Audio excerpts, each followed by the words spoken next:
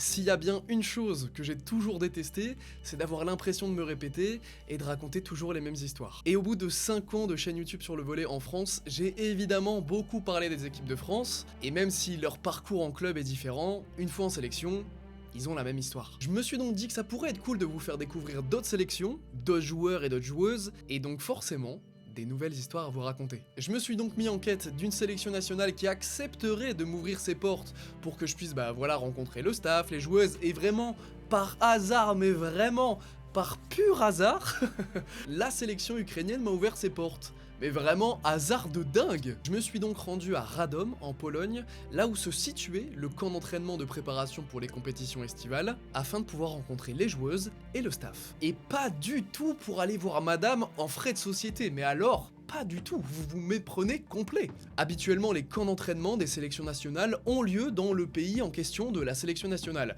Mais ça vous aura pas échappé, depuis quelques années, il y a un petit conflit géopolitique qu'on appelle la guerre en Ukraine, ce qui fait que c'est peut-être pas forcément l'idéal d'aller organiser un camp d'entraînement là-bas. Mais du coup, je me suis demandé, pourquoi la Pologne? It was because of me. When I started to talk with the federation about the contract, about the cooperation, I said that I am ready to take over the national team, but only if we can organize the sport camps here in Poland, close to my city where I am living with my family, with my child. I have really young child, that's why I want to be also during the camps close to them, that every time, if I hope will not happen, if something is wrong, I can go to home and help to my wife. Also, we organize it here in Radom because I am working here in the club. I know the people here. The club help to us a lot with many things like balls, like power gym. Everything is easier for me to organize the sport camp. Also, if something is wrong with the health of the players, immediately I can organize the appointment with the doctors. So it was for me really important to make the work in comfortable condition. Yeah, actually, it's not a bad idea. It's close to Ukraine, so for everyone was much comfortable to come here. Of course, much better can be if we make a camp in Ukraine, because a lot of players play outside of country. This season and before also, but it's also good. Country is good, city is good, organization here is good, so yeah, it's great. Yeah. C'est donc la Pologne qui a pris en charge la sélection nationale ukrainienne pour des raisons que j'ignore d'ailleurs. J'imagine que l'une des raisons principales, c'est le fait de pouvoir envoyer un deuxième staff polonais, parce qu'effectivement, une grande partie du staff est polonais, de les envoyer sur les compétitions internationales pour qu'ils puissent prendre de la data, de l'expérience sur le circuit. Et pour les coachs, c'est toujours bien de prendre de l'expérience comme ça sur des sélections nationales, et je sais qu'il y a pas mal de coachs qui kiffent avoir une sélection nationale à entraîner. Petit aparté, avant, le coach polonais actuel, c'était un bulgare, c'était Ivan Petkov, et son nom vous dit peut-être quelque chose parce que c'était le coach du Canet cette saison. Avant ça, il était donc coach de l'Ukraine et il était coach aussi de Prometei, le plus gros club ukrainien. L'Ukraine, c'est une nation qui est classée actuellement 18e mondiale. Et le classement mondial, c'est ce qui te permet de déterminer ce que tu vas jouer en termes de compétition sur la saison estivale. Pour faire très simple, les 16 premières nations jouent la VNL, les nations en dessous jouent la Golden League et les nations encore en dessous jouent la Silver League. Et avec sa 18e place, l'Ukraine joue donc la Golden League avec l'envie d'aller plus haut. Mais Silver League, Golden League et VNL, ça c'est des compétitions qui ont lieu tous les ans, et en plus de ça, en général tu rajoutes une deuxième compète dans l'été, dépendamment de l'année c'est soit l'Euro, soit les JO, soit les championnats du monde. Et cette année, ce sera les championnats du monde. D'ailleurs, événement historique pour les Ukrainiennes, puisqu'elles n'avaient plus réussi à se qualifier depuis 1994. This summer we play Golden League, and after it's World Championship. I don't know our team goals. We didn't speak a lot about this, but my individually we supposed to win Golden League. We need to do everything to do it, to be in ranking a little higher than we are now. Now we are 18, and our main goal, I think, to be in 16, to be next season in VNL. For sure, we wanna qualify to the final four. I can see that this is our minimum because we wanna take also points to the world ranking. We should try to be next season in the VNL, and I think that it will be the huge prize for that players that they can join that main competition during the national season. Of course, for us, it's a good chance go to VNL by ranking. Yeah. So most important right now to play good this Golden League, because if we will take all of games which we for sure can win and take some points, it's chance for us go to this tournament. It's really good and powerful tournament. I think it's a kind of dreams for a lot of people. If we do this, it will be great. And for World Championship, I think we will try to go out from our pool, but we have a really strong, I think, pool with Japan, with Serbia, and it's will hard, but I think we do for now everything to reach this goal. I think everyone knows that Serbian team is so strong, they so high, we play against so tall and high and amazing block, I can say. Serbian, they always was one of best team on the block, and we are a team not with so high players, and it's a little difficult for us, I think, it's my opinion. And Japan, everyone knows that it's crazy defense, they crazy fighter on the court, and we will need to do something same to beat them.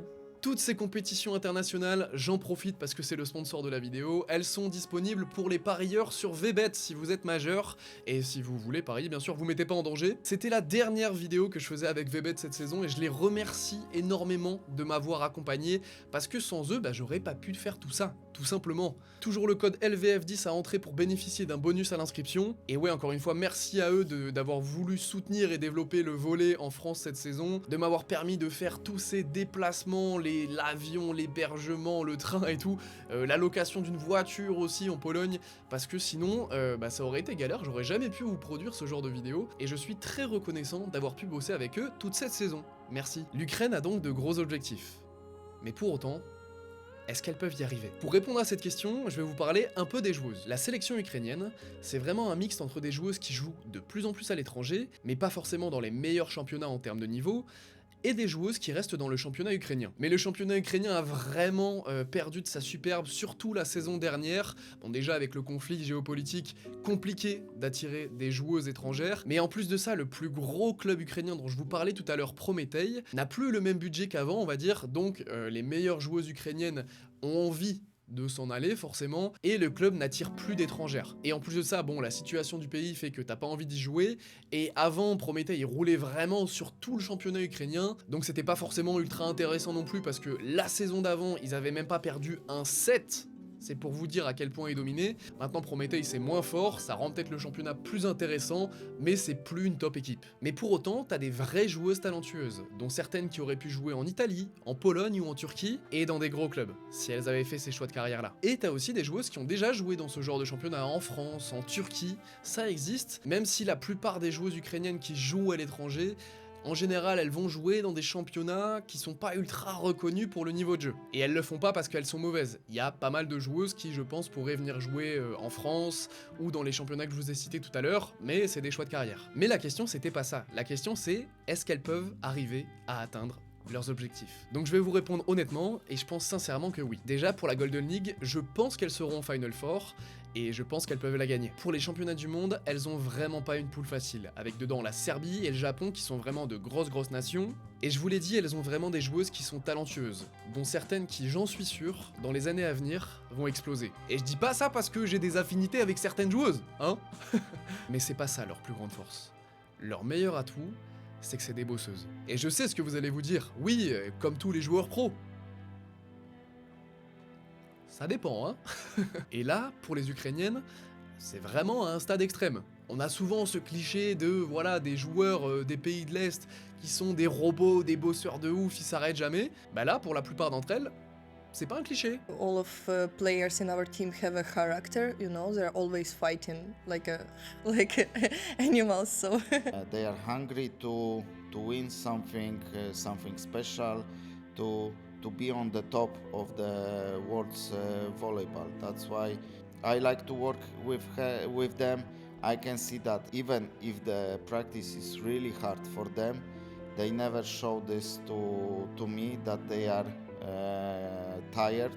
All the time they are showing that they are fresh and they are ready to do more and more and more. And sometimes I have to stop them also with that because I think that they are maybe without any limits. À l'heure où j'enregistre cette voix off, c'est-à-dire le 17 juin, l'Ukraine a effectivement réussi à se qualifier au Final Four de la Golden League, en n'ayant connu qu'une seule défaite contre la Suède 3-0, et encore elles sont passées à côté de leur match. Elles menaient 24-21 dans le deuxième set, et elles se sont fait reprendre pour perdre 26-24.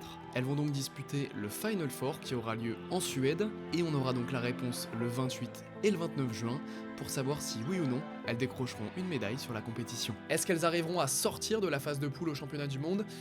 Pas sûr. Parfois, le travail ne suffit pas pour réussir. Affronter la Serbie, t'as forcément la dimension physique des joueuses qui rentre en compte. Mais ce qui est sûr, c'est qu'en travaillant pas, t'iras nulle part. C'est des bosseuses, elles mériteraient de sortir de la phase de poule au championnat du monde. Maintenant, en face, je suis convaincu que ni les Serbes, ni les Japonaises leur feront de cadeau. Mais après tout, ça reste 6 joueuses contre 6 joueuses.